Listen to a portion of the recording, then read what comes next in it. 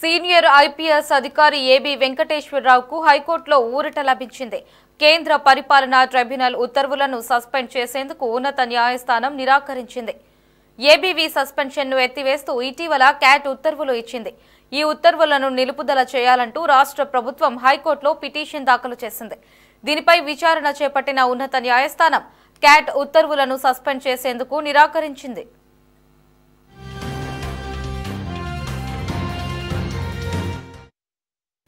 ఇక దీనికి సంబంధించి మరింత సమాచారాన్ని రామకృష్ణ ఫోన్ ఇన్ లో అందిస్తారు. రామకృష్ణ, చెప్పండి. సీనియర్ ఐపీఎస్ అధికారిగా ఉన్నటువంటి ఏబీ వెంకటేశ్వరరావుకు హైకోర్టులో ఊరట లభించిందనే చెప్పాలి.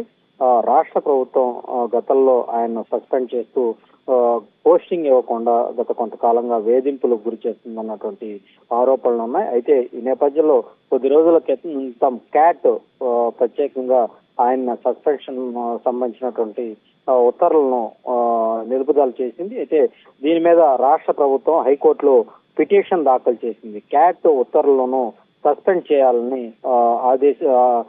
హైకోర్టులో పిటిషన్ దాఖలు చేయడంతో అయితే ప్రస్తుతం దీనికి సంబంధించి హైకోర్టు క్యాట్ కు సంబంధించిన ఉత్తర్వులను నిలుపుదల చేసే విషయం మీద నిరాకరిస్తూ కూడా ప్రస్తుతం న్యాయస్థానం ఆదేశాలు అయితే జారీ చేయడం జరిగింది. దీంతో సీనియర్ పోలీస్ అధికారిగా ఉన్నటువంటి ఏబీ వెంకటేశ్వరరావుకు హైకోర్టులో కొంత ఊరట లభించినట్లయింది.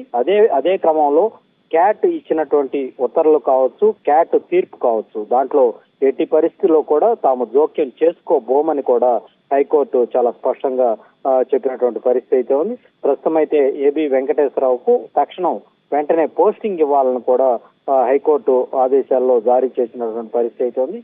గత కొంతకాలంగా ఏబీ వెంకటేశ్వరరావుకు ఎలాంటి పోస్టింగ్ ఇవ్వకుండా వేధింపు చర్యలకు పాల్పడుతుందంటూ ఇప్పటికీ ఏబీ వెంకటేశ్వరరావు కూడా స్వయంగా చెప్పినటువంటి పరిస్థితి అయితే ఉంది.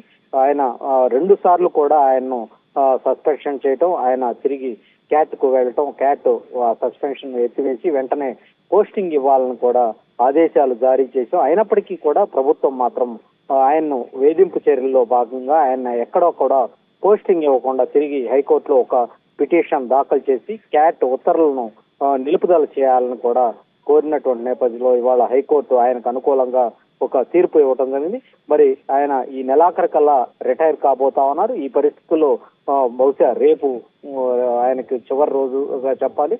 రేపటితో ఆయన పదవీ కాలం ముగుస్తుంది. మరి ఈ క్రమంలో ఆయనకు ఈ ఒక్కరోజు మరి ఎలాంటి పోస్ట్ ను ఆయనకు ఇస్తారు, కేటాయిస్తారనేది ప్రస్తుతం అయితే చర్చనీయాంశంగా మారింది.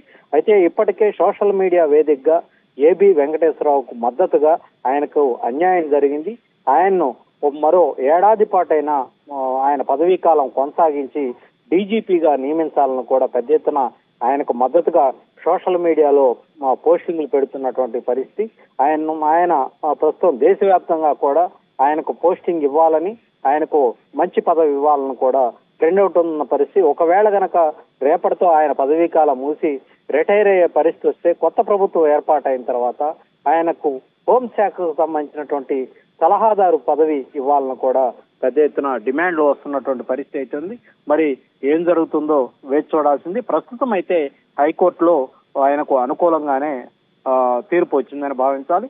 మరి ఈ రోజు సాయంత్రమా రేపు ఉదయమా ఆయనకు ఏదైనా పోస్టుకు సంబంధించి ఒక కేటాయింపు అయితే ఉండే అవకాశాలు ఉంటాయా లేదా అనేది ఇంకా స్పష్టత రావాల్సి ఉంది.